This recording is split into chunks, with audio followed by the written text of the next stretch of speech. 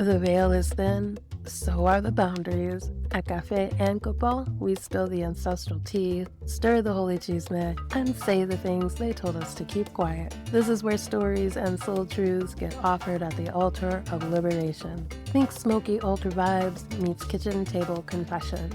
Pour your café and light your copal. Estás justo a tiempo. I'm Madre Ishel, your cosmic comadre and host for this podcast. Welcome, welcome.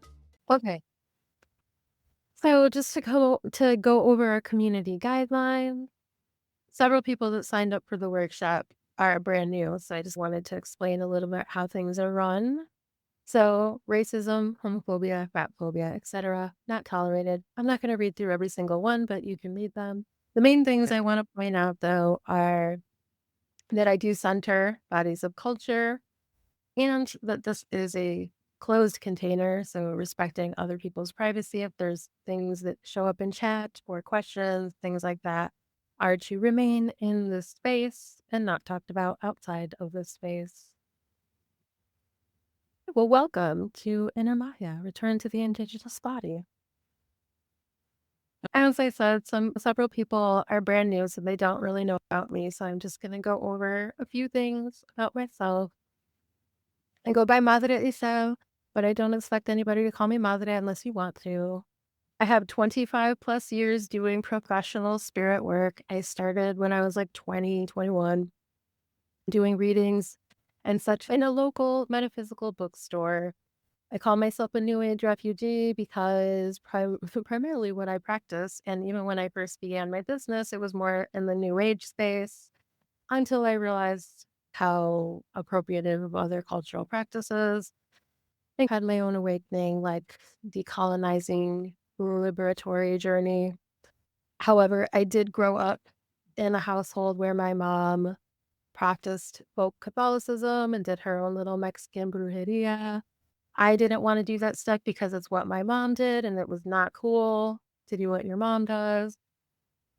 So I was like, nah, not for me. And I wanted to explore other things, which is why I got into more of the new age stuff. And when I first got into witchcraft, it was more like Wicca and Western magic practices and chaos magic. But eventually, obviously, I came back to ancestral practices. I am a neurodiverse person, ADHD, autism, and ADHD. And one of the reasons why I do slides, it's actually not for your benefit, even though I do hope that it's helpful. I do it for myself, so I remember what the hell I'm supposed to be talking about. I am a reconnected Nahua plus person. So what I mean by that is that I grew up detribalized. I was not connected into Nahua community. I didn't even know my tribal background when I was growing up.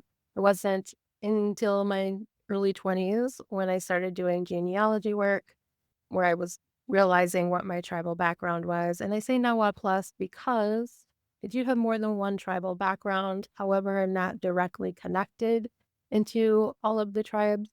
I'm only connected into a Nahua community. And plus is also that I have other ethnic backgrounds. I do have Spanish ancestors and African ancestors. So I do want to acknowledge and give honor to them. However, my identity is centered around being a Nahua person. And a lot of my ancestral practices, I really found the foundation is in Nahua cosmovision. And I have been an alternative therapist for a decade, maybe slightly over a decade. And I named that one because I want people to know that the things that I'm talking about today, I didn't like just take a weekend workshop with a life coach. I didn't just read a book and now I'm teaching about it. I have been practicing all of these things for a long time. And I did get training, like years long training in many of these modalities. So I do know what I'm talking about. I've gone through a lot of these practices for myself, for my own healing, and then brought it into my work with my clients. And so, what is alternative therapy? Things like clinical hypnotherapy, neuro linguistic programming, somatic therapies like somatic experiencing, breathwork practices, polyvagal theory, nervous system work. So, all of that stuff I have studied, trained in, and practiced on myself and with clients for several years. And I bring it into my spiritual practices largely because most of my clients have gone through similar things that I have gone through. So I'm going to talk about that. I'm going to use myself as an example in several of the things that I'll be talking about. But as mentioned in the content warning, there are certain traumas. And so I'll just name that right now. I grew up in poverty. I grew up with an alcoholic parent. I was molested as a child. I was sexually assaulted as an adult. And I've been in a relationship with domestic abuse. So I've been through a lot of shit. And I name that because I want people to know one, that again, you're talking to somebody who has been through it. I have experience. And a lot of the practices that I do, like I said, I apply to myself.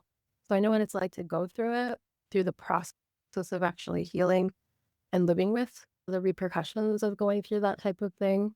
And I tend to attract people who have been through similar experiences. So from the very get-go, even back in my new age, early 20s years, a lot of my clients had similar experiences in life. And so I just recognized from the start, basically, the spirit was bringing people to me where we had shared wounding, because I really feel like that's part of my calling, is to help people who have been through similar things. With inner Magia, it's really about paying attention to our inner spaces. Something that in spiritual practice is actually not talked about a lot, especially when we talk about like Magia and Brujeria. People don't really tend to talk about your mental well being and we do talk a little bit about like the energetics, but not like nervous system stuff, your mental conditioning, things like that are really skipped over. And I don't think that it's really separate from our practice. The way we approach our spiritual practices is usually the way we approach like our relationships and our money and anything else. So if you're in a place of scarcity, if your nervous system is activated, you bring that into your spiritual practice. So that's why I think it's really important to have a program, and particularly this workshop where we are specifically talking about these things, and also in the context of liberatory practice. So, what we are covering today: how to unhook from colonial conditioning of hyper-individualism, how to attune your nervous system to power instead of fear, remembering that your body is indigenous, holy, and necessary. And also, in this context, when I say indigenous, absolutely everybody is indigenous to their own body. So I'm not talking about like race, ethnicity, that kind of a thing.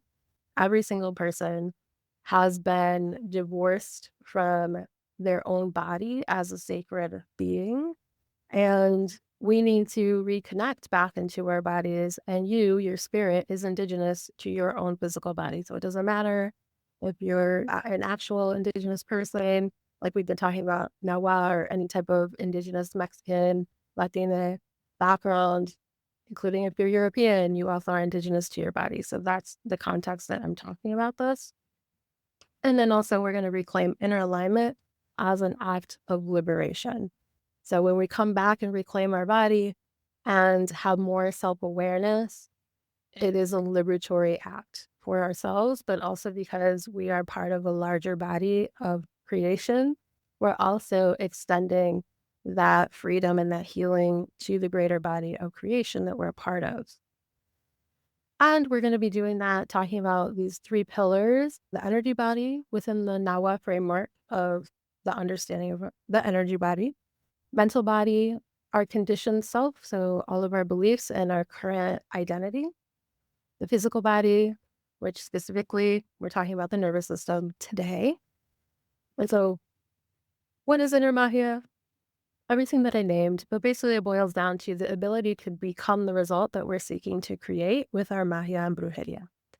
We're reclaiming our body as sacred land and rejoining the larger web of creation. And when I say become the result, I mean that energetically, within our mental conditioning and our nervous system, are all in a state and in alignment that supports what we're wanting to create. So if you're wanting to bring in money, we're lining up our internal state for abundance. We're moving away from scarcity, moving into abundance. Same thing if you're seeking love, same thing if you're seeking whatever you want in your life. When we're wanting to basically up level our experience of life, we have to start with the internal pieces because just as an example, if your nervous system is always in a fight or flight state, but you're trying to create some type of stability externally, that is a mismatch. So we need to do some work on the nervous system and then we can go and do our rituals. We can go do our trabajos to create stability in our life. But what often happens when people are doing any type of magia and they think, oh, I didn't get the result I wanted, people will look at the external process and say, oh, maybe you could have did this different or done that better. And very rarely are they saying, well, let's look at the inner spaces, right? So let's look at the nervous system. Let's look at your mental conditioning. Is your belief system in alignment with the thing that you're trying to create through your trabajo? Because if it's not, then that's really the piece that's out of joint there. So that's why we're talking about this today, so that everything that you do in your spiritual practice has a better chance of materializing because you worked on the inner spaces. The first pillar we're talking about is the energy body within the Nahua framework. So if you are not familiar with this, I'll go through this briefly. So you have three soul aspects within our belief system. The first one is tonalli. So at the head, sonteco. That is the actual physical head is called sonteco, but the spiritual aspect of it is tonalli. Your physical heart is yolo, but the spiritual aspect is teyolia. And your liver, the physical liver, is el tapachli, but the soul aspect anchored there is ihiyotl. So each of these soul aspects is how you're woven together, and each aspect affects how you show up in the world and also the wellness and the balance of your energy body. So with tonali, this is connected to your personality, the way that you show yourself to the world. You know, that somebody who just met you will be able to name some of these characteristics of this soul aspect. With teyolia, we're talking about your inner spaces, your emotional self. So people who are close to you are the people who would be able to name these characteristics. So if we were to compare this to like Western astrology, Tonali would be like your sun sign, Theolia would be like your moon sign. Ihiyot is your primal animal self. So your base instincts and impulses is represented by ihiyot. And this is like your deep, deep, deep core self that even you may not know. Usually only people who have done some real deep inner work and also spiritual work with underworld and subconscious type things would even be aware of ihiyot.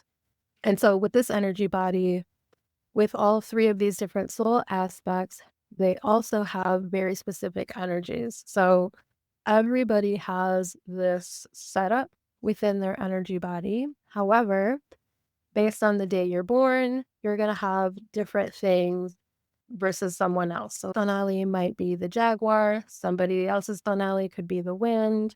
So based on that, you each have different needs to take care of your tonali.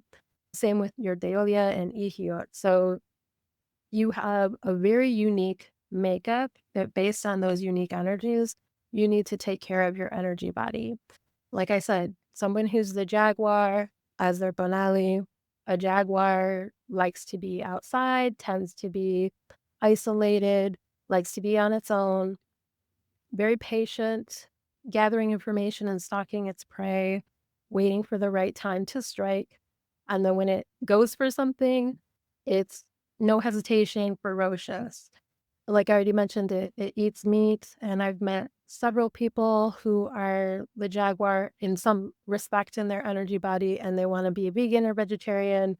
And this is something that has happened quite often where I have to tell them for their own well-being of their energy body, they can't be a vegan or a vegetarian, at least not full time, because that part of their energy body, because it's the jaguar, needs to have some type of meat. Same thing with the environment. Jaguars like to be in the water. They're actually one of the few big cats that really likes water. but being in the water, so things like water limpias are going to be really good for you and your energy body. And they like to be out in the heat. They live in the jungle. So being out in greenery, being outside in the sun, in the heat. So things like being in saunas, any type of sweat house type of practice is going to be really good for you. So even if you consciously are not into those things, bringing them in, you can think of it as doing like offering to that soul aspect to do a practice that helps feed that part of you. And if you don't know the specifics of your tonalli, teyolia, and ihiyotl, that's okay because there's some basic things that you can do to take care of yourself. So now people, like a lot of Mesoamerican people, refer to ourselves as people of the sun. And so working with sun energy, solar energy is something that is a very basic fundamental thing you can do to help take care of your energy body. Tonalli itself is said to be a piece of the sun, and that energy when you're first crowned with your tonalli, it ends up like pouring through your whole body. So primary source energy is teyots, and the way that teyot enters your body is through tonalli. So every part of you is filled up with teyot energy, tonalli energy, and that's how we are all alive and be moving through the world. So working with the sun, being able to go outside and do sunbathing as an example, or if you're indoors and just doing maybe like a visual meditation where you're bringing in the sun's energy into your body, that's one way to help balance out your energy body. Teyolia, like I said, it's associated with your emotional well-being. So lunar energy is really good for your teyolia. So that's another practice, going out at night, sitting under the moon, or again, a visual meditation where you're bringing in lunar energy into your heart space. Ihiyotl is, like I said, that primal animal self, and either of those energies is going to be really good. And specifically, if you want to work with the actual earth and going into underworld, so doing journey work and pulling up like underworld energy is going to be really good. Doing any type of ritual at night, outdoors. If you're indoors, that's okay too. But nighttime is a really good time to do any type of ritual and cleansing work around ihiyotl. And then going back to like specifics, if you do know the specifics of each of these, there are rituals that you can do given the teyot that is ruling over each of these soul aspects. So if you did some type of research, there are specific rituals. Usually, they do involve being outdoors in certain places where these things reside. Just as an example, if Xochikalli is one of your teyots, you might want to go to a river or a lake or whatnot and do ritual there. So, working with your specific energies, but like I said, if you don't know what they are, just doing some basic energy work with solar and lunar energy, nighttime and underworld are going to be things that help balance out your energy body. And also, if you already are familiar and have your own way of doing divination, you can start working with elemental pieces. So, when you know what the specific things are in your energy body, they are each associated with elements. And if you don't know the specific, you can use divination to pinpoint what are the elements that are present in your energy body, and then you can work with those to help bring balance. If you get something like you're primarily fire, then working with the spirit of fire is something that will be helpful for your energy body. But also the kind of like the balancing energy. Earth is said to hold fire and to hold it in a healthy manner. So being able to work with earth energy would be something good for a fire person. So just things like that can be useful to you based on your own unique energy body. And also just understanding that all of these energies are part of the greater creation. So when I say things like if Jaguar is your Denali, Jaguar is part of the larger body of creation. It's one of the ways that we're connected into all things. So working with our energy body in this way is like a great reminder that we are part of nature still. We're part of creation, and we have different ways of connecting. And also with our spiritual abilities, based on what your specific energy body is, you have those types of access and abilities. So with jaguar, like I mentioned, being able to hunt, gather information, be patient, and then strike quickly and fiercely. Think about that in a spiritual context, what type of ability that would give you. So just things like that to think about in terms of taking care of your energy body and being able to relate to yourself in a different way. And also understanding that your concept of who you are, and also, of course, because of the culture and the society that we're raised in, we do think of ourselves as individuals. And I talked about hyper-individualism, and we find that very prominent in probably most spiritual practices and spaces that we find today. And this is a practice that not only reminds you you're part of creation, but it requires that you be in kinship with it. As I mentioned, if you have a teyote that is related to the water, then part of your connecting and your spiritual practice is to be outside and connecting to bodies of water. If you have one that's associated with caves or the mountains, then part of your spiritual practice is going outdoors and connecting to those aspects of creation. So it gets you beyond yourself and also understanding that who you think you are is not just one person. What I mean by that is we tend to think, well, not we, but outside spiritual practices tend to think you have one soul in one body, and that's just who you are. In this context, we understand you have these three soul aspects. So you're not just this one soul, you have multiple influences here. And then we haven't even talked about ancestral impact. Ancestral, like another layer of our energy body. And I joke with some people that, at least to myself, I don't really say I or me. I say we. Like, what do we want to do today? What do we want to eat today? What kind of practice do we want to do? Because there's this cultural understanding that I'm not just like one person, I'm not just one being. I have all of these influences. The best way to put it is that I'm a spiritual ecosystem. And this body that looks like it's just one being is the channel for this spiritual ecosystem that is comprised of these three soul aspects. But like I said, also there's the ancestral influence. And then also if you build relationship with other types of spirits, they become part of your spiritual ecosystem. And so what happens in our body is not just like a me, quote unquote, but it's a we. It could be the impact of a great grandfather that is responding within your physical body to the environment that you're in. It could be the influence of your teyolia in the way that you're relating to another person. So we begin to understand that we are not really an individual, that we are an ecosystem, we are a we operating in the world.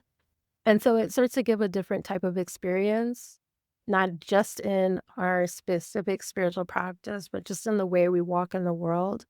And there's a different way of connecting when you start to really not just mentally understand this, but actually embody it.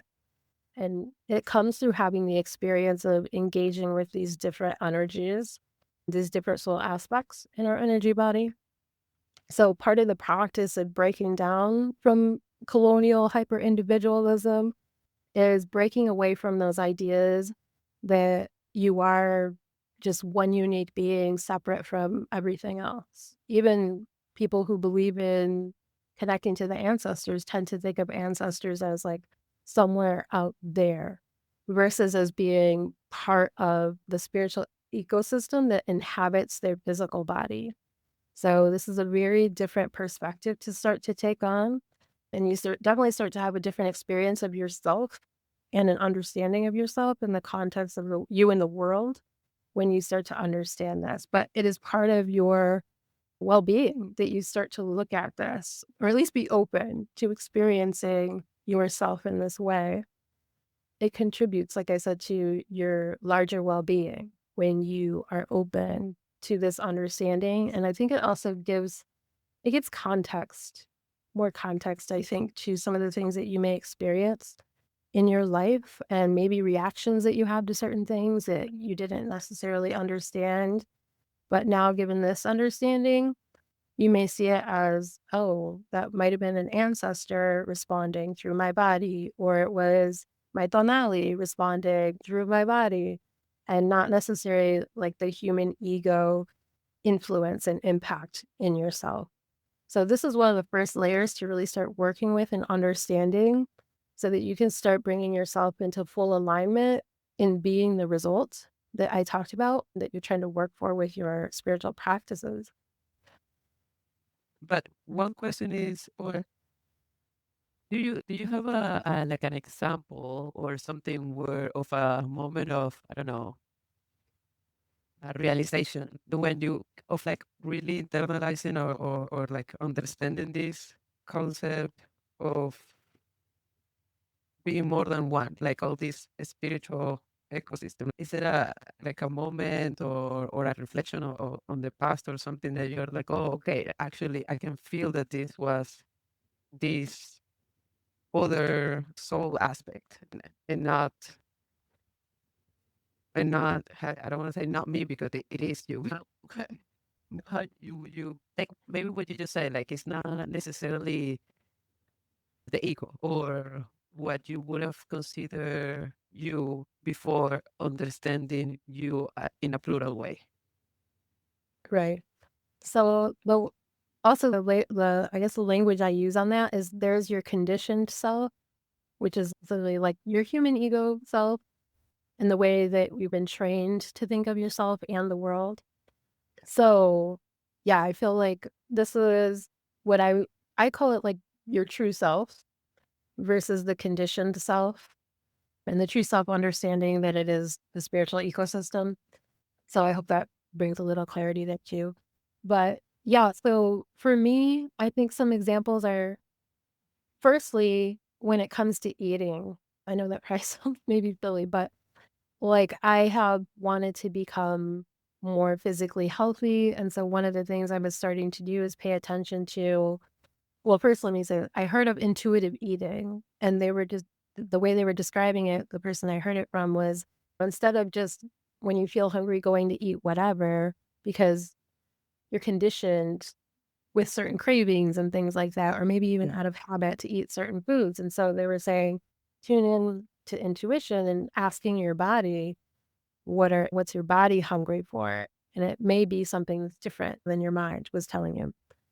So, taking that into practice and just realizing how different parts of me could want different things, not even just the conditioned self, but like my tonalli might want a particular thing versus my ihiyotl.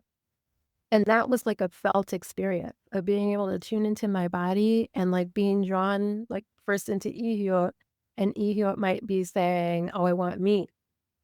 I want red meat. Go get me a steak." Yeah.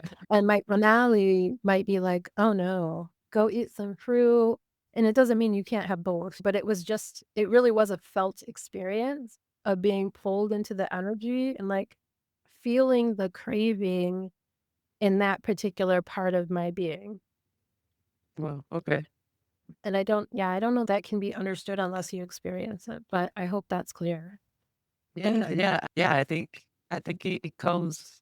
I think of obviously experience brings another level of clarity, but it's a very good example of like noticing that. Yes, that was my question. If you actually, yeah, exactly that. Like like the experience of feeling that those different aspects, having different like needs or wants. Mhm. uh, Pretty good.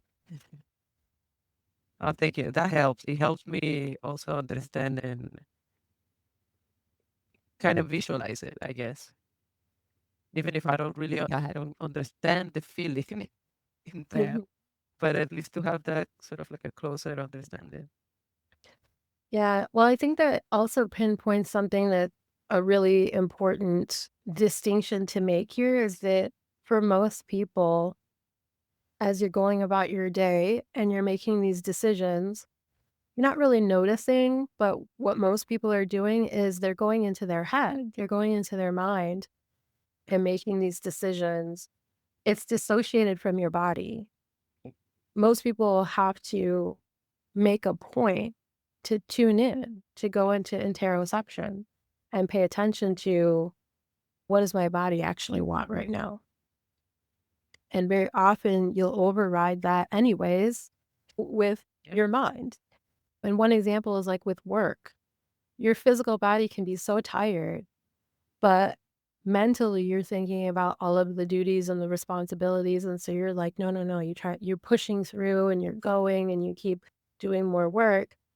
And while you may accomplish that and get everything done, your body has been overburdened and it's very tired. And now you're going to go crash out, or now you're going to go, I don't know, maybe go scroll through social media to try to like get some dopamine in your body and get some energy.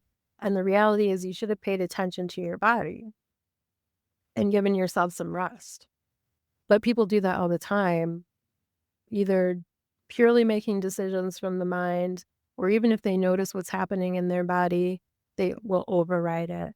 And so, this practice in particular, like paying attention to the energy body in this way, it requires that you're in your body and that you're paying attention and listening and noticing what comes out, what gets activated. And as I was saying, impulse, you as you're paying more attention to these different parts of you, you will start to notice, ooh, I'm drawn into my tonalli, and there is this, it could be a craving, it can be an impulse to do something, but it is very distinct from these other parts of you. And you will also be able to tell the difference between that, like tonali, and your conditioned mind. You'll be able to tell the difference, but you're only able to start to make that distinction by doing the practice. And some people can get it right away, others it takes a while, but it will happen, but you just have to keep coming back into your body and noticing. So that's, I think, the hardest thing for most people to do is to build that new habit of going into their body versus like automatically going into the mind. Yeah.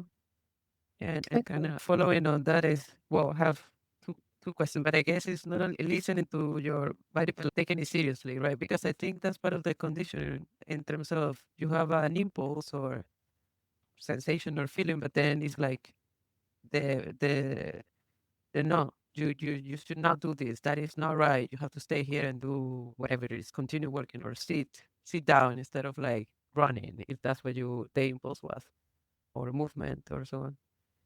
But I have to, this is maybe a silly question, but so would you say that, so when I hear about tonali and it's like head, right? And I think I was making this assumption, I say like very more like mind based.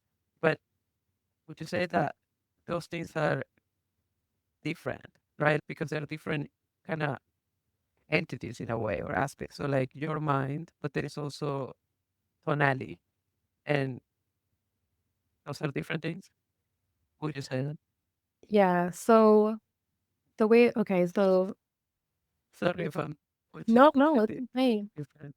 No, this actually is right on point with us moving into talking about mental conditioning because, okay, so for instance, tonali is a spirit, and let's go with the example that I was talking about, the jaguar. There is a very distinct spirit that is the actual jaguar spirit that you are crowned with. Now, your tonali, as I mentioned, is also the personality and the external self that others see. So your soul aspect tonali influences your mental makeup, like the mental conditioning. However, lots of things also influence your mental conditioning. And so we could be programmed, culturally to behave a specific way, and that will override your tonali. So your tonali of the jaguar, like I said, likes to isolate to itself. And if culturally that's looked down upon, and maybe your family and like the community of your culture judges you and speaks to you against that way of being, your mental body becomes conditioned to behave differently. And so maybe you'll force yourself to be around other people, to be more social, to be more outgoing, even though that's not your natural self. So that now becomes your conditioned self. Does that make sense? Yeah, yeah, definitely. Okay. But like your tonalli is part of your true self. So if you get rid of all the mental conditioning, you'll notice that your natural way of being, like I said, you'll notice actually I prefer to be by myself. I don't mind spending time with people, but only so much. Yeah, I like really wanna be by myself. So that's what I mean. Like when you get to know more of your energy body and your natural state of your energy body, then you give yourself permission to be. And you start to realize, oh, I only behave this way because people were judging me, or because my parents made me, or whatever. I put these expectations on myself because of society. So you start to let yourself just naturally be who you are, which part of that is the jaguar. Yeah, so your mental conditioning is another pillar here to look at. So as I was talking about, the conditioned self is this aggregate of how we were raised, the experiences that we had, our social environment, our cultural environment, religion, if there was any religious influence there, our friend group, our romantic partners. So the conditioned self is that mental conditioning. And also, I just want to differentiate here too that the mind is not solely connected to the head. And I know that a lot of people have that connection, that when you say mind, they tend to automatically think of like their brain, their head. My understanding, the mental body is actually all over, like from head to toe. The mental body is just one layer of your being. So it actually can pick up influence. How can I put this?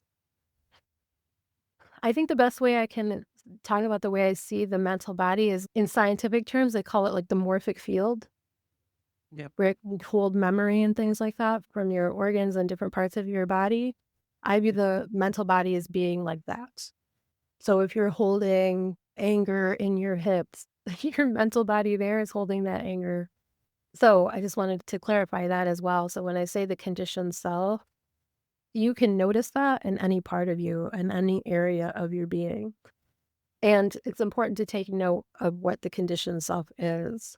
So I noted here that we must interrupt our inherited scripts. So, like I said, when you may have a social conditioning, cultural conditioning, that all influences all of the thoughts in your head, all of the beliefs that you have. And one of the things that I tell people with their mental conditioning is the first thing is for you to stop believing every thought that you have. Not every thought you have is true, and you don't have to believe every thought that comes through your mind. So when we have thoughts, you can look at that as symptoms of your conditioning. So a lot of people are overcoupled with their thoughts. They're over-identified with their thoughts. They've made it part of their identity, and so they automatically believe whatever thought they have. If your own mental voice is telling you, oh, it's not possible for you to have that thing, or you can't do that, you've tried before and it never works. So all of these types of thoughts that people can have, they automatically will believe them. And then they feel terrible. And then it leads to them not taking action and not pursuing the things that they want. And so when I say we must interrupt these inherited scripts, when you have the thought, that first perspective shift is to just realize, oh, that's right. Not every thought I have is true, and I don't have to believe every thought I have. And it was, like I said, look at it as this is just this layer here. It's part of my being, and I'm seeing the symptoms of what this mental conditioning is. And you can make a choice then of like, I don't actually believe that's true. And you can make a different choice instead of, oh, I was unsuccessful in the past, so it can't be successful now. You can interrupt that thought and just say, nope, I'm choosing now to believe that it is actually possible for me to be successful. I can learn from my past failures. I can apply what I learned to what I'm going to try now. So you're just changing the narrative that's playing in your mind. A lot of people just, like I said, they go along with the thoughts they're having But the truth is that every part of you is malleable. Every part of you is dynamic and in flux. So you can work with your own mental body by simply starting to purposefully, consciously change those narratives. You don't have to fight them. You don't have to resist. A lot of people who have been in spiritual practices, particularly in New Age, get into law of attraction and manifestation practices there, which basically tell you to repress. And that's unhealthy. And that only keeps things locked in. The best way to do it that I've learned is you just allow that thought to exist. And also, like I said, just choose, I don't believe that. That's not the truth. And you choose something else. So we're actively working with our mental body and the conditioning that we have to start to change the script. And if you can think of it as, again, like another layer of energy that's just around you and influencing you, then you can start to see and experience how easy it can be to shift that. So when I talk about moving from scarcity to thriving, for a lot of us who have grown up, like I mentioned, I grew up in poverty, grew up with different types of abuse. It's very easy to get caught up in thinking that certain things aren't possible for you or that certain things are just going to like always happen to you. Particularly if you've grown up in poverty, it's one of the most common things I've seen, and I had it in myself, of just thinking like a certain dollar amount is just not possible, you know, Yeah. or a certain lifestyle, just not possible. That's for other people. So definitely having to work with the mental conditioning, the beliefs that have come from life experience and actively changing that, because I believe everybody deserves to be thriving. And so we have to move away from the scarcity. So one of the things that I named in people's practice with Magia is that I call it like maintenance mode Magia, because they're just doing these trabajos to like get money for the rent, get money to pay for their car repair, but they're not actually doing things to lift their life up to a different level so that they're no longer just barely getting by. With these practices, there are things that can help us up level in our material life, and there's nothing wrong with that.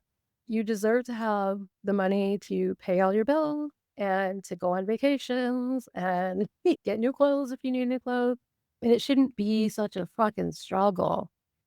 And so moving away from that, a big piece of that is shifting our mental conditioning. And a lot of people are not focusing on that first before they go out and do these practices. So really important to change the external experience of our life. We have to focus on our mental conditioning and start to repattern that.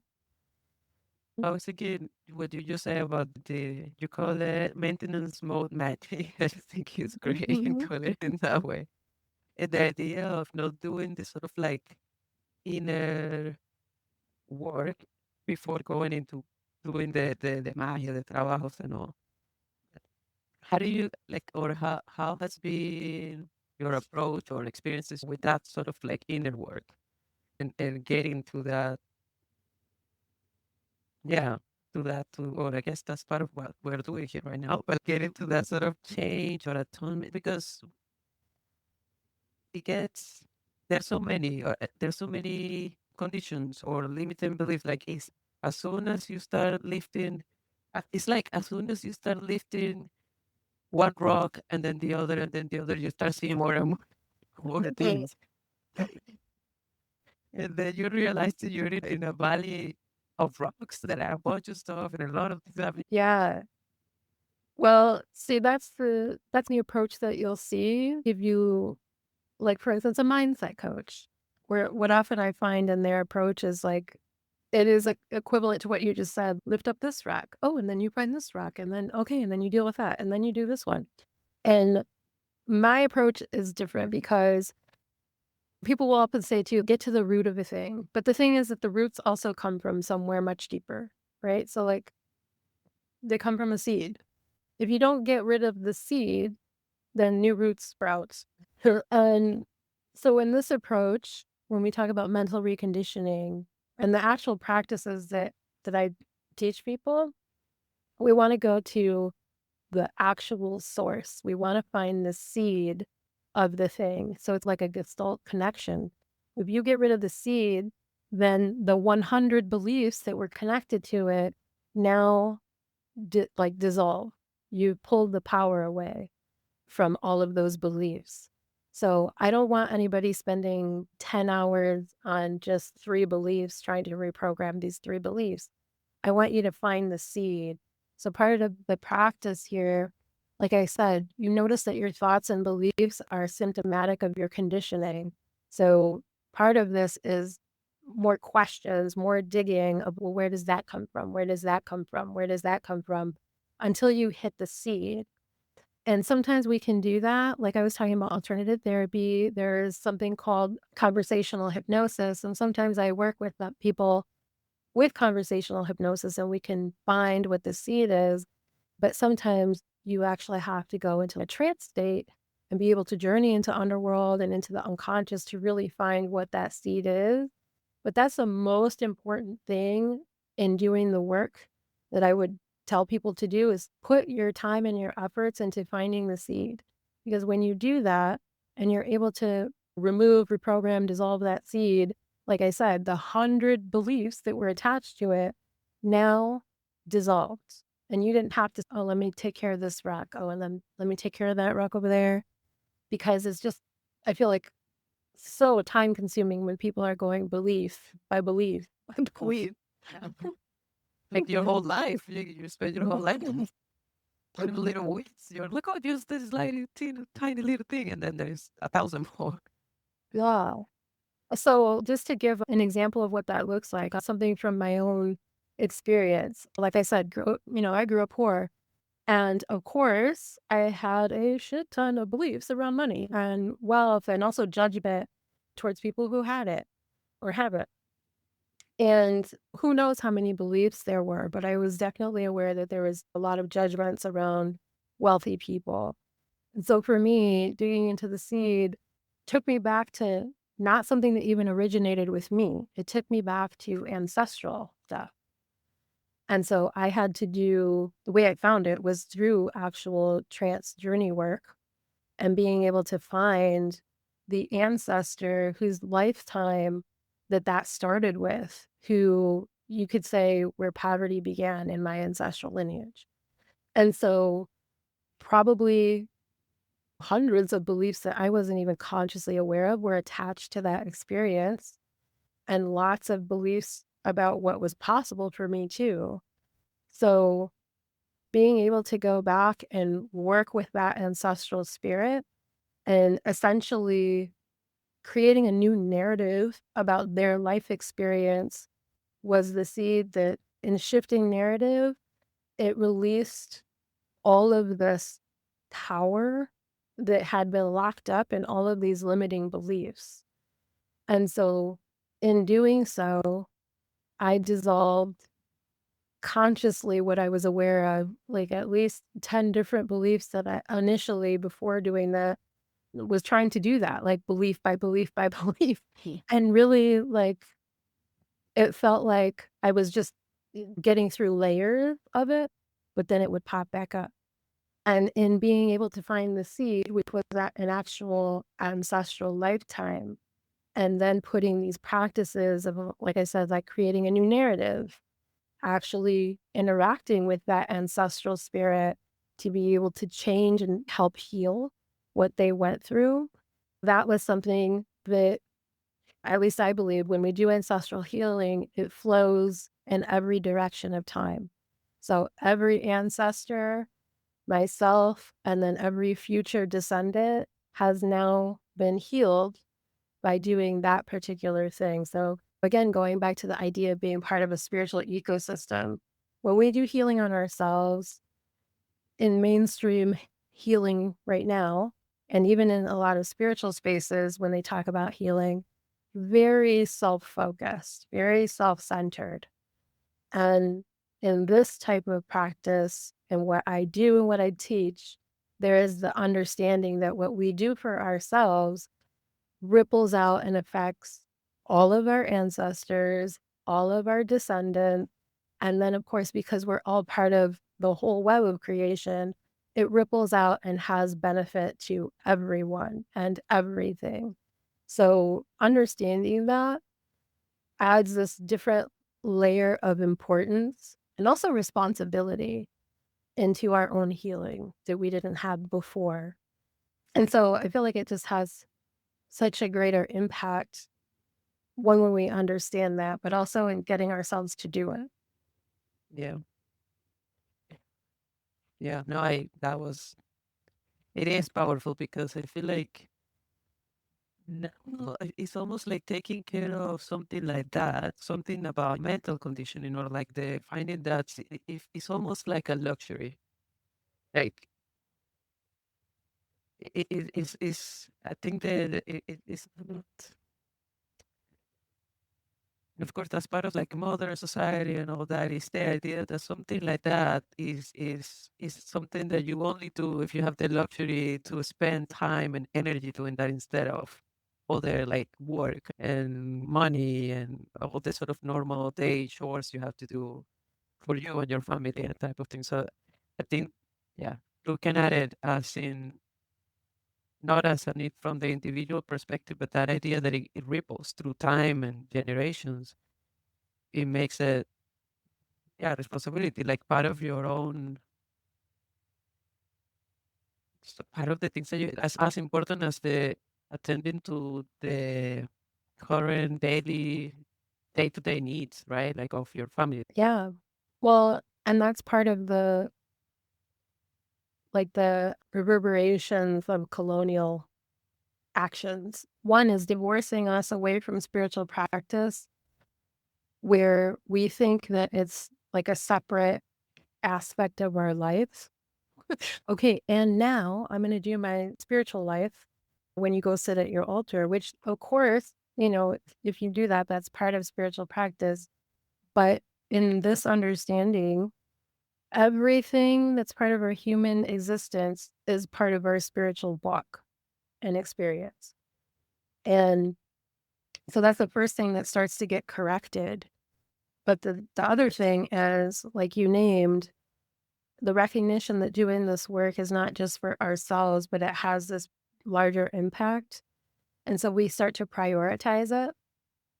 And also the understanding that like spiritual life was the foundation of everything, like our well-being physically, our well-being materially, mentally, etc. You can focus on those different aspects, but if you first focus on your spiritual well-being, then those other things naturally start to come into balance. Because out of all of the different aspects of our lives, if we pay attention to the spiritual, you can look at that as the seed. We're paying attention to the seed of our being and the well being of it. And so when we bring that into balance and we're nurturing that, now the mental self is good, the physical self is good, the emotional self is good. And then our external life starts to reflect that. So I feel like people who think they don't have time, like for the spiritual, really, they really need to. It's actually the most important thing. And there was this, like, probably gonna fuck this up, but there's this story I heard of a monk who was telling one of his mentees, one of his students, that they needed to meditate for 30 minutes every day. And the student's like, "Oh, but I don't have time for that. I'm so busy with all these other things." And the monk says, "Okay, well, then you need to meditate for an hour every day." And that is exactly what I'm talking about here. The more time you put into it, all of those other things, it does seem like magic almost because they start to align themselves in this kismet way, and it doesn't mean you don't still effort somehow, but it just doesn't feel so fucking hard and like a struggle when you actually prioritize the spiritual practice and your spiritual connection. And in some ways, yes, it is a privilege that we get to even sit down and think about these things. Um, Right. these things because obviously many of our ancestors did not have that privilege. But I feel like the very fact that we do means it's an even greater responsibility that we do it. But yeah, it just goes back to how people are prioritizing things. If this is something that actually matters, then you'll make time for it. I think it's also, yeah, I mean, I feel like that is 100%, I agree 100% with that. And I also recognize a bit of the external pressure in the sense of work, even family and things, because there is like no one, or not no one, of course, but like not many people recognize the importance of this, right? It's easy, it's like the path of least resistance is to actually ignore it because everything else is pulling you away Mhm. externally. And so, yeah, it's like you you have to have that kind of dedicated effort, but also a bit of self determination to be like, okay, resist to the sort of the external the external pressure of ignoring the colonial pressure of ignoring Yeah. spiritual life. Or, well, it's so easy for people to push away, like doing the practice and prioritizing it. In large part, and probably in most cases, it's because of their nervous system state. When we're like inundated with so much responsibility, home life, kids, cleaning the house, on top of work and all of that, making sure the bills are paid, etc. And the fact that because of colonial existence, I mean, we've been separated from community. And so all of these responsibilities we shoulder ourselves versus what it was like in pre-colonial times where communities shared responsibility. They would share childcare work, they shared hunting for the food and cooking the food, they shared cleaning the homes and the community areas. So no one person shouldered all of these different things. And so now we have modern times where we're doing that, and it has definitely put this undue stress on all of us where so many of us are overburdened. And I'm just saying this too as a single mom and having 2 daughters and running my business and having gone through an age where not only did I have my kid to take care of, but then my parents had reached an age where they needed help, where they needed care, physical care. And so at one point in my life, I had all of that going on at the same time. And it was like I definitely burnt out. And so a lot of people, because of whatever, it might be life circumstances like that. Of course, things that we have gone through in life, different traumatic things. Like I mentioned before, some of the things I've been through, you don't realize what has become your normal. And so when it comes to the nervous system, many of us are not even aware of what our state is. And first of all, a lot of people didn't even know what the nervous system was prior to maybe a few years ago when people really started talking about it, like online and spiritual and like self-help spaces. So it's really important to start to learn this and have an awareness of what is your normal? What is the state that you're usually walking in? Because when I first came upon like somatic healing and understanding nervous system and polyvagal theory, that was not that long ago. It was like 2018. Full blown adult at that time, and I did not know these things. But when I started learning them and realizing that for the majority of my life, I was walking in this functional freeze state. I didn't realize it. And when I did realize it, it made so much sense out of the way like life had felt to me and the way that I had responded to certain things. Just as an example, when people are like in a functional freeze or like fawning, people pleasing is a big thing. And a lot of people please, and they just assume that it's like part of their personality, that that's just a characteristic of who they are. And what I learned is that it has very much connected to your nervous system state. And when you are able to be resourced and put yourself into a healthier state, that is something you naturally stop doing. You stop allowing people to cross boundaries. You stop allowing people to take advantage of you. You stop like taking responsibility and blame for things that aren't yours. I thought that that was just who I was. And I tried to change it like from a mindset level and not understanding that it actually was connected to a nervous system state. So I could have did as much mindset work as I wanted to, but I wasn't reaching the deeper state where it actually was living. And so when I started doing like somatic healing and being able to resource myself, so there's something called the polyvagal ladder where you recognize what state you're in and you're able to do certain practices that help you move up the ladder into the healthier, calmer, peaceful state. So this is such a key piece when we talk about like our Magia, because if we're in scarcity, like obviously there's the mindset, the mental aspect of that, but then we have to move into our nervous system because we're in some type of state when we're in scarcity. Usually people are feeling very stressed or a lot of anxiety. And so your body, you can make your mind believe that it's possible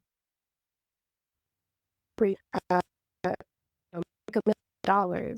But at the nervous system level, if you're still feeling all of this anxiety and you're in a scarcity nervous system state, you're not going to be able to get there. Energetically speaking, as I was talking about being able to open yourself up to the true self, those 3 soul aspects, you can do that. And then you can get your mental field in alignment. But like I said, the nervous system piece, if that's not in place, you're still not going to get the result.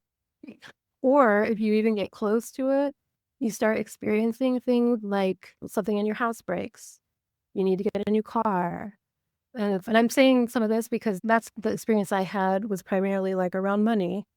I can call in $10,000, but then 3,000 car repair. My daughter needs her wires replaced and her braces. My other one wants to join lacrosse and it's $500. And then the equipment is another $500. When like it all gets eaten up. And so that's what I mean. Like a lot of times people don't realize that a lot of those types of experiences are connected into the inner state, and the inner state heavily, heavily influenced by your nervous system and what your normal is. For you, it could be a lot of people normalize to operate at a certain level of stress, and they may not realize that they're like maybe like in a place of being shut down. And that's why they don't feel energy. They feel tired all the time. And they just think, oh, it's because I have to work and I'm doing this and that. That's your nervous system, like it's called dorsal vagal. It's when you're shut down. It's when your body actually feels like there's overwhelming threat. And so people who have been in like a constant state of stress, a constant state of anxiety, which a lot of people who are in poverty are always in that state, and they're push through, push through, push through, and then they feel so shut down. They feel disconnected from life. They feel like they don't have energy. They can't connect to passion. They don't have clarity about what they really want in life. A lot of people have those kinds of troubles, and they don't understand that that's very much linked into their nervous system. And like I said, they could be in that dorsal vagal shutdown state. A lot of people are in the fight flight state, and that's when your body is perceiving like a moderate level of threat. So it might not be for a lifetime, but maybe you've been through several months of being stressed, or you've gone through some type of traumatic experience, and now like your body's on high alert. And so that's a certain level of stress all the time. And people like this tend to have the high anxiety in the body, jittery, kind of feeling threatened, maybe jumpy, never can rest, always having to move. If you're making decisions from these states, like that shutdown dorsal vagal or the fight, flight, freeze, sympathetic state, then the decisions you're making, the thoughts that you have, the feelings that you're having are all in alignment with that. And so when you're going to go do a trabajo for whatever, it's coming from that state.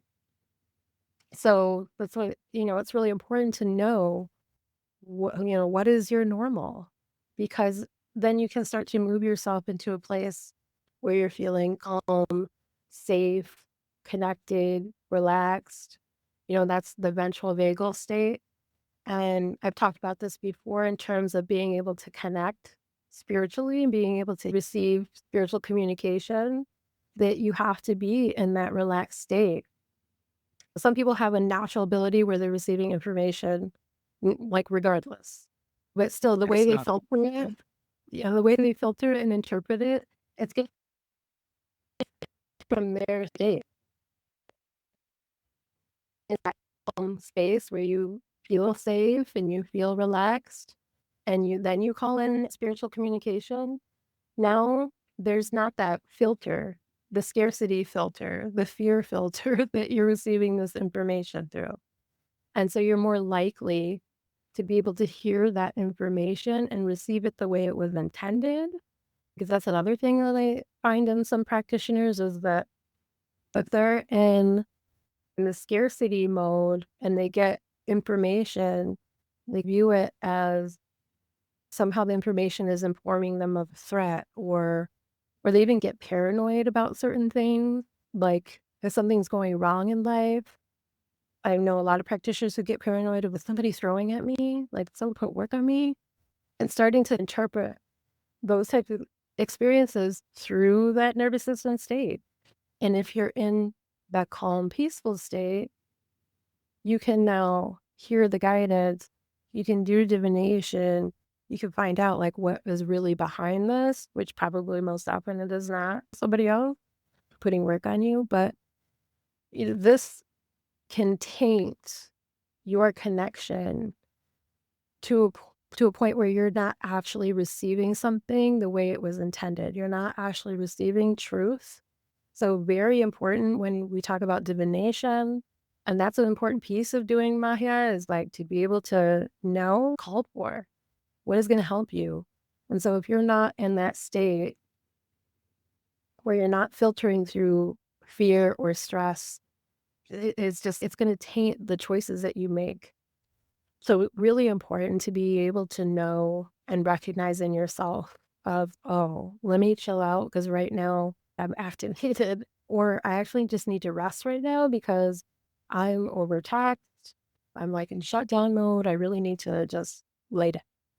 It taints what you view as what you need and what is the next right action for you. Because if you're high stress, high anxiety, you tend to get impulsive and you tend to listen to the fear voices and the limiting belief voices that pop up. And you're led by that versus being led by the spirit, being led by what is actually truly coming through for you. So things like people have talked about being depressed, that's also shutdown mode, dorsal vagal mode. People talk about not being able to go into trance because they feel like they can't sit still, high anxiety kind of a thing. As I mentioned, that's the sympathetic being activated there. And it doesn't have to be that way all the time. Like I said, at one time I thought these things are just who I am.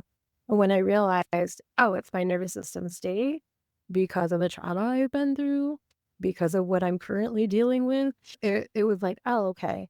There's practices, there's resources that I can use and go to help put myself in a different state. And when you're in that different state, now different possibilities open up to you as well. You start to see what actually exists that can help pull you out of that, not just internally, but I mean like external circumstances that you're going through.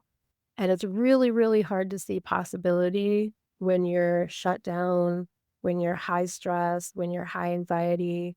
It's all parts of us shut down so that we're just focused on that experience versus being able to see all of the possible roads, all of the possible options that can help us improve our life situation. I think I have experience with these things. and it's working through this type of, I mean, even a shutdown state and all that. It led me eventually to what I am in terms of the spiritual reawakening. Do you think those, like going and finding, trying to journey and trying to focus in on trying to find that seed will help with a more balanced, more harmonious nervous system, and or how do you work those two things? Yeah. All of this is connected. So your nervous system is it's the reflection of what you've been through and what you're dealing with.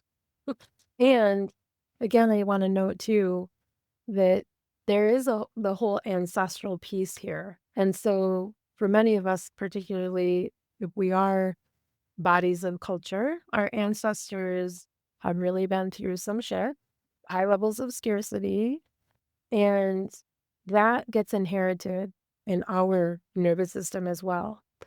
So when we do nervous system work, there's kind of two layers to this. One is dealing with the immediate. So like somebody who's in shutdown, there's certain practices to help move their body out of shutdown and bring more energy back into their body and bring their body into a place of like understanding they're safe. And so bringing some stability there. So that's one layer, being able to deal, you can call it like acute care. We can deal with what's the immediate. The piece you're talking about with the seed, the nervous system will naturally start to shift when we're doing that work. If we're going to do journey work and we're working with an ancestral spirit around poverty, changing that narrative affects our nervous system. Again, the practices that I work with, and it's the reason why I work with these practices, is that it's like all of these pieces are concurrently happening.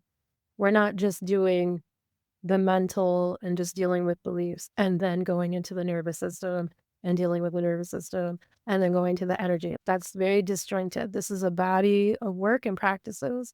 So they're all linked together because I find that is the best way to approach it. And I also just want to point out too that like when I talk about what is your normal, first off, just as a baseline for everybody, there's not one state this is the ideal state for everybody to be in all the time.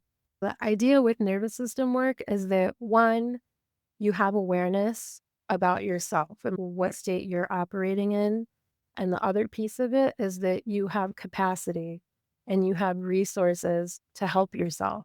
So we all should naturally be able to move through all these nervous system states because they're actually all necessary in certain circumstances, right? If you're actually in literal danger, you need to be able to have the sympathetic state so that you're going to fight or run away. You need that.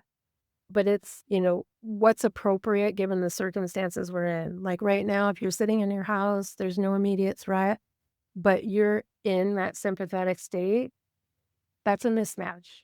That's a clue that there's something else going on. Like I said, it could be trauma response that you've never really fully healed that in the body. So your body is just like your normal is to be in the sympathetic state and it's all the time. That's not healthy. That's why we want to do this work so that you have the awareness and you can notice things like that. Oh, my nervous system state right now is not a match for the actual circumstance I'm in. And you can start to shift that. So the idea isn't that everybody's always calm all the time in this very peaceful, relaxed state, because we need to be activated at certain times. So how to move forward, given all this information. I did mention that this workshop is an introductory workshop into the next group program, which is Alchemia. It is a 6-week program that's going to start on July 6th. And we're going to go through each of these 3 pillars and really get deeper into not only the information and understanding them, but doing the actual work that's going to piece it all together. We don't want to just do these things separately. We want to start putting practices in place that help address all of them concurrently.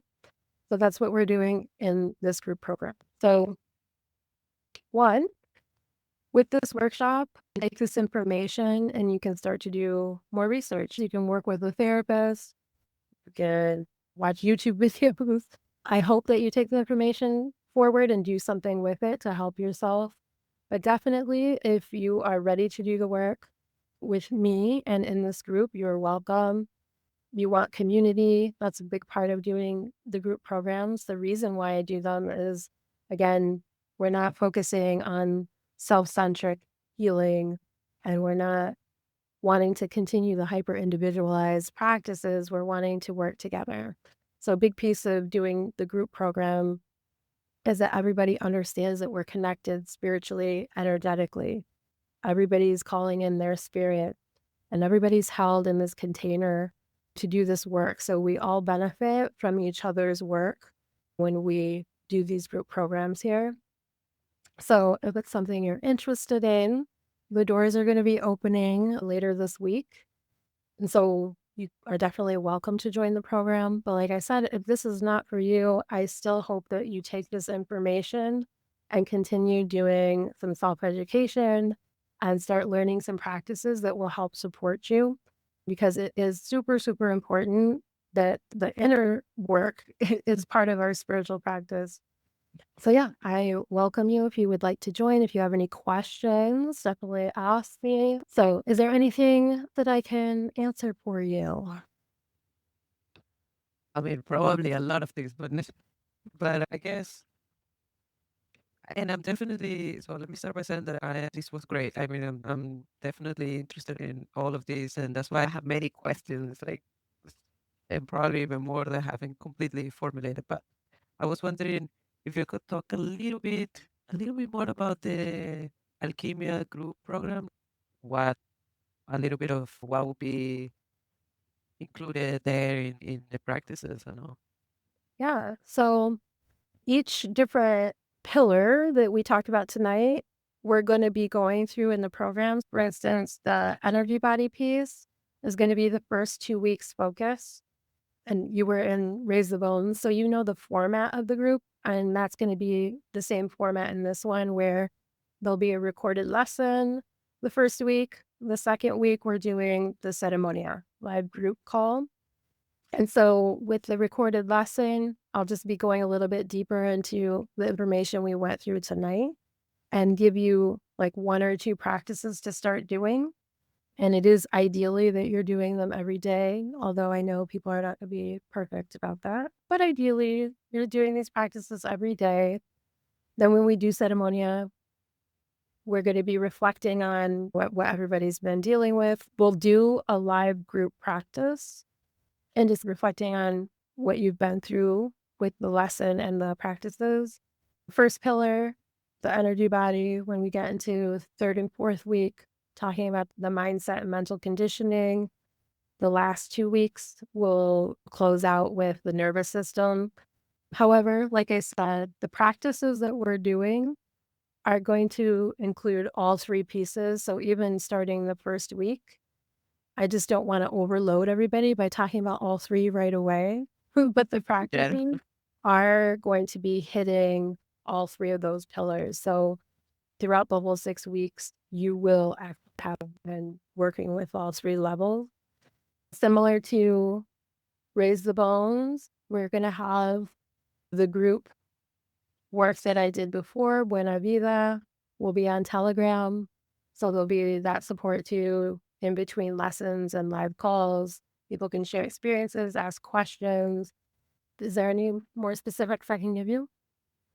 that's great. I'm just, like I said, I was just curious since we're talking about it, to hear more about the program. Can I ask questions that are not immediately related to what we're talking today? Or should I save that for later? No, you can ask. That's fine. So this question is triggered by what we're talking about the ripple effect of doing this healing and for past generation, future generations or ancestors. And so what do you, what are, I guess, position or beliefs in terms of like purpose, destiny, that type of thing and how, and I can, my brain, of course, is going through a bunch of different connections that I can explain later if you want why I'm getting there because of this. But if you don't mind talking about your views or beliefs or perspectives of either purpose or destiny or any of those. Yeah. Okay. Well, like I mentioned before, I was in New Age world, and one of the beliefs was soul contracts. And before you came here and incarnated in your body, you had planned out your life and that you maybe had agreements with other people, that you were going to have certain relationships and certain experiences. So that whole idea, I don't believe in. So when we talk about purpose and destiny, I don't believe that our lives have been pre-planned. I do believe in certain things, kind of like we chose our parents. We have to get into different conversation about ancestral lineage because there is a belief that like our certain ancestors have chosen to come back into the lineage. And so in that way, you could say there was some destiny that that ancestor wanted to come back into the same family, and it could be for things like wanting to heal certain things or wanting to experience certain things that they didn't in that initial lifetime. So there's that. There's also when I talked about the 3 soul aspects, those 3 soul aspects could be anything, and so when we talk about destiny, what are your ideas of destiny? Because they start to get broken apart when we think about, like, your tonalli, for instance. Somebody's tonalli can be the wind. What is the destiny of the wind? You know what I'm saying? Like, we start to you like, that the ideas, the human ideas crumble in this practice, in this cosmovision, because, again, how do you answer that question? What is the destiny of the wind? What is the purpose of the wind? You know, it Yeah. sounds very esoteric. So when we talk about we you might hear some practitioners say your Denali guides your purpose. But it's not the same idea that a lot of people have when we talk about purpose, because it does lean more into the idea of predestined something. When we talk about purpose, we're talking about being the energy, allowing ourselves to have the freedom to be that energy and create our lives from that energy. So, like I mentioned, the wind has certain characteristics and access. When we allow ourselves to take on that energy, the wind can be gentle, the wind can bring a storm. The wind can refresh someone, but it can also destroy. It can be anywhere. It's also not seen, only the effects of it are seen. And so being that, allowing ourselves to be that, that's part of our purpose. Your teyolia is a particular bird. Somebody might have, like, that's all very connected to being very spiritually focused. It is very sacred. It's very connected into spiritual communication. It's linked to abundance. If we allow ourselves to be that energy, that's part of our purpose. And who will you be and what will you create with your life if you're allowing yourself to inhabit that energy? This I realize it is actually, I think, it's actually more clear than other like explanations that I've seen or heard or read about the idea of purpose or destiny. So I thank you. This is actually a very clear answer and informative answer because yeah, that kind of I was yeah, I've been thinking a lot of about that. Anything It's else? just that I guess is it gets into and I'm guessing they will some of that will come through the actual group program because it gets more into the details, right? Like how to work through certain things on the sort of like even when we're talking about the central nervous system or even the or even like you mentioned going into trance, right? To sort of like address some of the mental condition or even finding the source, the seed. Mhm. But I wondered how, again, this may sound, but I'm just saying, okay, how does going into trance is influenced by your same, either the same mental conditioning or even some of the things on your nervous system that may be happening, right? Like those different states and how that sort of like influences that journey or even the possibility of getting into deep trance state. Yeah, so the practices themselves is the way I can explain that is the way that I have ordered the practice addresses each of these things. So, just as an example, it would start off with moving you into a calm nervous system. So, the first part of the practice will be to let your body know that you're safe so that you move into that relaxed state. And then we can move into addressing mental conditioning. Then we can move into the energetics, whatever the specific thing that we're going to be diving into. But the practice itself addresses that because even because you were in Raise the Bones, part of the practices in that was moving you into the relaxed state. You were in parasympathetic so that you could access connection with your ancestors. So that's the same thing with these practices is that it addresses it, but I'm expressly telling you and naming it in the practice of we're doing this because of that, or we're doing this part because of this, so that you understand exactly what we're doing with the internal stuff. Part of that question comes from when I do the hypnosis, of course, is either guided with like headset or by myself, or even other even before this program, or even before Raise the Bones or our sessions, when I've tried to do guided meditations for some sort of either trance or anything, even though I'm feeling like super, like I can notice the body being like boom, like it's relaxed and everything, and I think there is I know I don't know it gets this.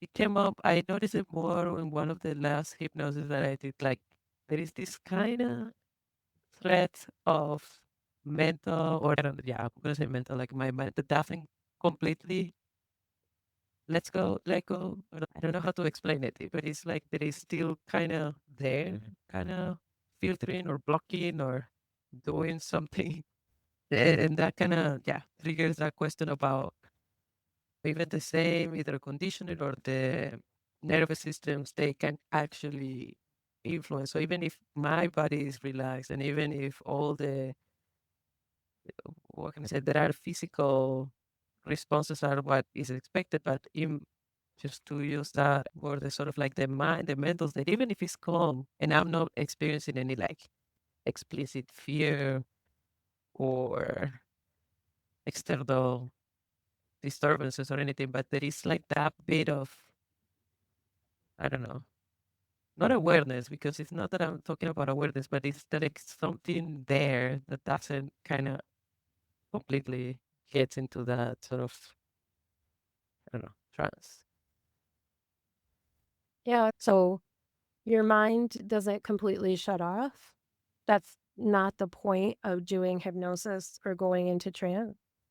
And also, I didn't bring this up tonight, but part of the nervous system states and our mental body is understanding the brainwave states. So if you're in alpha state and a light trance, you're still conscious. Your mind is still there. Thoughts will still pop in. That's completely normal. When we get into deeper state, like when we start getting into theta, your mind can still pop in, but it's like quieter, you know? So one of the things I learned from hypnosis is that you give the conscious mind a job. So one of the things I might do is say, start counting backwards from 1,000,000 in your conscious mind, like you're present with your conscious mind starting to count backwards. And at a certain point, I'll say, okay, let your mind keep counting backward, but your awareness comes with me. Your awareness is listening to my voice. Your conscious mind is counting backward, but your awareness is following directions from me. So there's that clarification. And people notice that can help, that their mind doesn't pop in with different thoughts or whatnot, because the conscious mind is still busy counting backwards from a million. Your mind is jumping in as questioning, maybe doubting, maybe judging, but that's the way your mental chatter pops in. Somebody else, it might be the grocery list, but your mental chatter pops in as, yeah, is it dark enough? Is this right? Am I going deep enough? I think people don't know that you can actually tell your conscious mind what to do, and it will start to go do it. Like, you can say, okay, I'm recognizing that's my conscious mind. I'm going to give you a job. You're so concerned about me going deep. You go ahead of me. You go before me. You go as deep as you possibly can. Clear the way for me. You go in front and see what happens.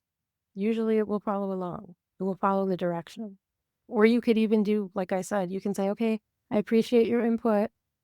Go count backwards from a million. And I'm going to continue doing this. So try giving it a job and see how that goes. Okay. Yeah, I'll do that. Yeah. 'Cause it's just your conscious mind, but that's the way yours pops in. The vigilante type of, well, the not vigilante, that has a different translation here, but the monitor. Yeah. Well, and a lot of people have that. It's okay. It is normal.